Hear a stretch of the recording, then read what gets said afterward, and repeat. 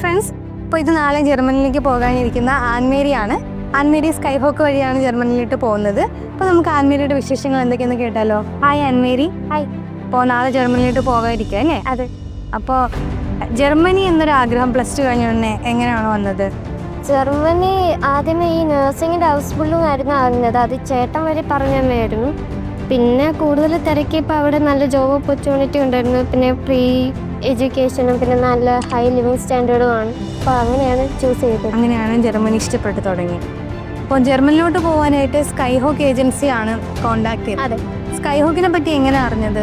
എൻ്റെ അമ്മയുടെ ഒരു ഫ്രണ്ട് വഴിയാണ് അറിഞ്ഞത്. അപ്പോൾ ആ ഫ്രണ്ടിൻ്റെ ഈ ചേട്ടൻ്റെ ഫ്രണ്ടിൻ്റെ മകൻ്റെ ഫ്രണ്ട്സിനൊക്കെ ഈ സ്കൈഹോക്ക് വഴിയായിരുന്നു വിട്ടത്. അപ്പം നല്ലൊരു ഏജൻസിയാണെന്ന് അറിഞ്ഞപ്പോൾ തന്നെ ഇവിടെ തന്നെ കൊടുക്കുകയായിരുന്നു.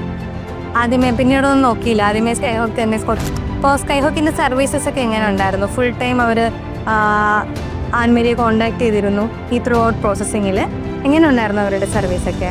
സംശയം വന്ന് എപ്പോഴും വിളിക്കുമായിരുന്നു. അപ്പോൾ തന്നെ ഫോൺ എടുത്തിട്ട് ഞങ്ങൾക്ക് സംശയങ്ങളെല്ലാം ക്ലിയർ ചെയ്ത് തരുമായിരുന്നു.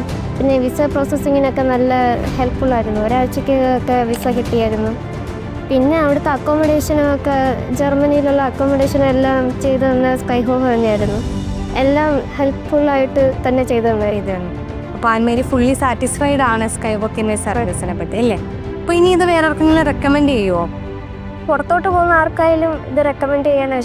ചെയ്യും. അത്ര നല്ലതായിരുന്നു Skyhawk service. Okay Annmary, all the best and happy journey. Thank U.